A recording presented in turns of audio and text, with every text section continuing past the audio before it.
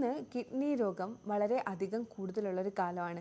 എന്നാൽ ഇത് ആദ്യത്തെ ഒരു ഘട്ടത്തിലൊക്കെ തന്നെ നമുക്ക് കണ്ടുപിടിക്കാൻ പറ്റുകയാണെങ്കിൽ പരിഹരിക്കാനായിട്ട് കുറച്ചും കൂടി ഈസിയാണ്. ഒരു അവസാനത്തെ സ്റ്റേജിലൊക്കെ ആണെങ്കിൽ ഒന്നും തന്നെ ചെയ്യാൻ പറ്റില്ലെന്നുള്ളതാണ് വാസ്തവം. എന്നാൽ നമ്മുടെ ഡെവലപ്പിംഗ് കൺട്രി ആയിട്ടുള്ള ഇന്ത്യ പോലുള്ള കൺട്രികളിൽ ഇതിനുള്ള കാര്യങ്ങൾ വളരെ കുറവാണ്, അവയർനെസ്സും കുറവാണ്. അപ്പോൾ ഇന്നത്തെ വീഡിയോയിലൂടെ നമ്മൾ ഡിസ്കസ് ചെയ്യുന്നത് ഏർലി ആയിട്ട് നമുക്ക് നേരത്തെ തന്നെ കിഡ്നി ഡിസീസ് എങ്ങനെ തിരിച്ചറിയാമെന്നുള്ളതാണ്. ഞാൻ ഡോക്ടർ ആമിന, QNB ഹെൽത്ത് കെയറിലെ മെഡിക്കൽ ഓഫീസറാണ്.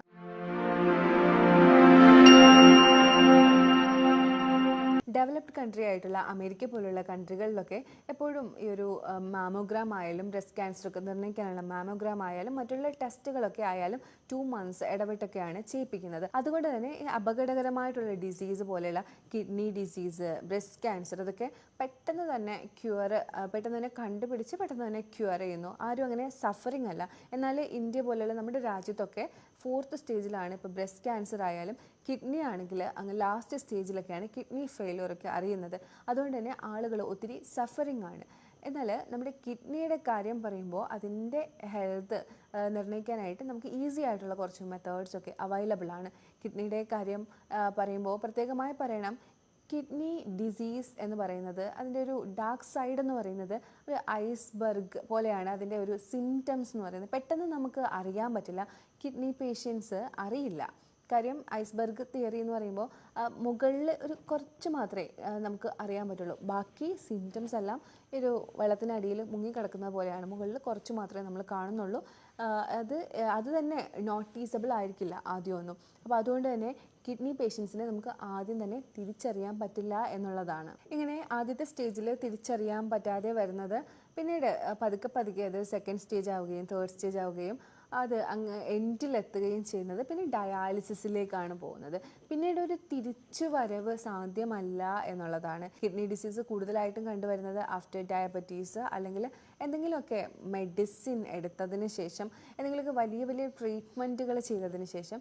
ഇതിൽ അല്ലാതെ വരുന്നത് ഓവർ അബ്യൂസ്, ഈ ആൽക്കഹോൾ അല്ലെങ്കിൽ ഡ്രഗ്സിൻ്റെയൊക്കെ അബ്യൂസ്, ഫുഡിൽ തന്നെ ഒരുപാട് കാർബണേറ്റഡ് ആയിട്ടുള്ള ഫുഡുകൾ ഇൻക്ലൂഡ് ചെയ്യുന്നത്, അമിതമായിട്ട് ഭക്ഷണം കഴിക്കുന്നവർ, ഇവർക്കൊക്കെയാണ് ഒരു കിഡ്നി രോഗം പെട്ടെന്ന് കണ്ടുവരുന്നത്.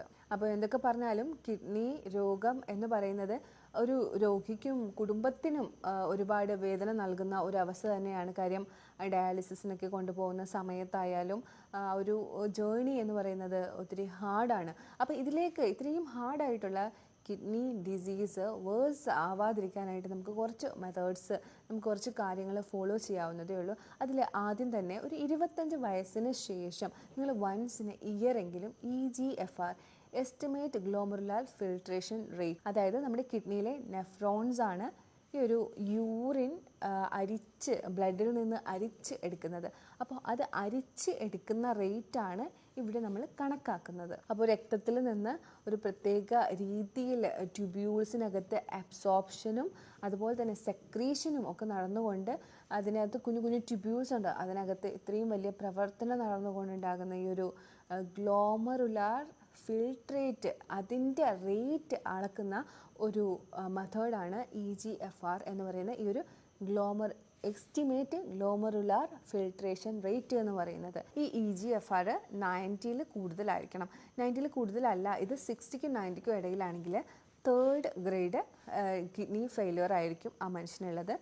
ഇനി നിങ്ങൾക്ക് 45-നും 30-നും ഇടയിലാണ് എന്നുണ്ടെങ്കിൽ നിങ്ങൾക്ക് സ്റ്റേജ് 4 കിഡ്നി ഡിസീസ് ആയിരിക്കും. 30-ന് താഴെയാണെങ്കിൽ നിങ്ങൾക്ക് 5th ഗ്രേഡ് കിഡ്നി ഡിസീസ് ആയിരിക്കും കടന്നുപോയിക്കൊണ്ടിരിക്കുന്നത്. ഇതിൽ ആദ്യത്തെ സ്റ്റേജിലൊന്നും അറിയാൻ പറ്റില്ല എന്നുള്ളതാണ് ദാരുണമായിട്ടുള്ള കാര്യം. നമുക്ക് പ്രത്യേകിച്ച് ഒരു സിംറ്റംസും ഉണ്ടാകില്ല. അതുകൊണ്ടാണ് പറയുന്നത് 25 വയസ്സിന് ശേഷം ഇടയ്ക്ക് ഒരു വൺസ് ഇൻ എ ഇയർ അല്ലെങ്കിൽ 6 months വൺസ് നിങ്ങൾ ബ്ലഡ് ചെക്ക് ചെയ്യുമ്പോൾ ഇതിനൊരു 300 രൂപയ്ക്ക് അകത്തൊക്കെ ആവുള്ളൂ. ഈ ഒരു EGFR എന്ന് പറയുന്ന ഈ ഒരു ടെസ്റ്റ് കൂടി മസ്റ്റായിട്ട് നിങ്ങൾ ചെയ്ത് നോക്കുക. ആരും പ്രത്യേകിച്ച് നിങ്ങളോട് പറയില്ല, പക്ഷേ ഇത് നിങ്ങൾ കൃത്യമായിട്ട് ചെയ്ത് നോക്കുക. എന്നാൽ നമ്മൾ ഡോക്ടേഴ്സ് ആയാലും മെഡിക്കൽ ഫീൽഡിൽ കിഡ്നിയുടെ സംബന്ധമായ പ്രശ്നങ്ങളെന്ന് പറഞ്ഞാൽ നമ്മളെപ്പോഴും നോക്കുന്നത് കണങ്കാലിൽ അല്ലെങ്കിൽ കാലിലെ നീര് ഒക്കെയാണ് നോക്കുന്നത്. ഇത് എപ്പോഴും 4th സ്റ്റേജിലേക്ക് വരുമ്പോഴാണ് ഈ ഒരു നീരൊക്കെ കാണിക്കുന്നത്. ഇനി മൂത്രക്കടച്ചിൽ, അങ്ങനത്തെ സംഭവങ്ങൾ, എരിച്ചിലൊക്കെ ഉണ്ടാവണമെങ്കിൽ അറ്റ്ലീസ്റ്റ് 3rd സ്റ്റേജിന് മുകളിലേക്ക് എത്തിയാലാണ് ആ ഒരു സിംറ്റം പോലും പ്രകടമാവുന്നത്. കിഡ്നി ഫെയിലിയറിലാണ് ഈ പറയുന്ന കാര്യങ്ങൾ. അല്ലാതെ UTI ഒക്കെ വരുന്നതല്ല.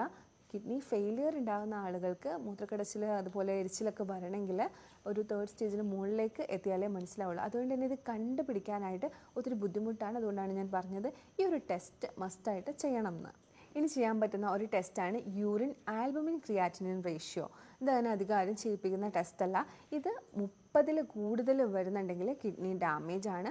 അപ്പോൾ ആ ഒരു ടെസ്റ്റും നിങ്ങൾ ചെയ്ത് നോക്കുക. ഈ ഒരു 2 ടെസ്റ്റ് നിങ്ങൾ ചെയ്ത് നോക്കുകയാണെങ്കിൽ കിഡ്നിയുടെ ആരോഗ്യം നമുക്ക് വിലയിരുത്താൻ പറ്റും. കിഡ്നി ഡാമേജ് മുന്നേ തന്നെ നമുക്ക് കണ്ടുപിടിക്കാൻ പറ്റും. ഇതിനെ ട്രീറ്റ് ചെയ്യാൻ പറ്റും. ഇന്നത്തെ കാലത്തെന്ന് പറഞ്ഞാൽ ഒരു പഞ്ചായത്തിൽ 10,000 to 15,000 ആളുകളുള്ള ഒരു പഞ്ചായത്തിലൊക്കെ 1000 പേരൊക്കെ കിഡ്നി പേഷ്യൻസ് ഉണ്ടെന്ന് കണക്കുകൾ പറയുന്ന ഒരു കാലമാണ്. അപ്പോൾ എല്ലാവരും ഞാൻ ഈ പറഞ്ഞ കാര്യം പ്രത്യേകമായിട്ട് ശ്രദ്ധിക്കുക. ഈ ഒരു ടെസ്റ്റ് ചെയ്യാനായിട്ട് നിങ്ങൾ പ്രത്യേകമായിട്ട് ശ്രദ്ധിക്കുക. മാത്രമല്ല kidney damage 3rd stage 4th സ്റ്റേജിലൊക്കെ കണ്ടുപിടിച്ച് കഴിഞ്ഞാൽ പിന്നെ ഒന്നും ചെയ്യാൻ പറ്റില്ല. റിവേഴ്സ് എന്ന് പറയുന്ന ഒരു വഴി അവിടെ ഇല്ല. പിന്നെ ഡയാലിസിസിലേക്ക് പോകാനേ പറ്റുള്ളൂ.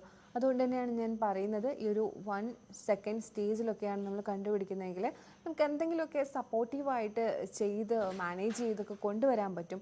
അപ്പോൾ ഈ ഒരു ടെസ്റ്റ് മെയിനായിട്ട് ചെയ്യുക. അതുപോലെ തന്നെ കിഡ്നിക്ക് വേണ്ടിയുള്ള പ്രത്യേക ഡയറ്റുകളും ഒക്കെ ഇന്ന് അവൈലബിൾ ആണ്. പക്ഷേ ഒരു 1st-2nd സ്റ്റേജ് ആണെങ്കിൽ മാത്രമായിരിക്കും ആപ്ലിക്കബിൾ ആവുന്നത്. ആ ഒരു രീതിയിലൊക്കെ കൊണ്ടുപോകാൻ പറ്റുള്ള ലൈഫ് സ്റ്റൈലൊക്കെ ഒന്ന് മാനേജ് ചെയ്ത് ഹെൽത്തി ആക്കി കൊണ്ടുവരാൻ പറ്റാറുണ്ട്. പക്ഷേ ഒരു 1st-2nd സ്റ്റേജ് ആയിരിക്കണം.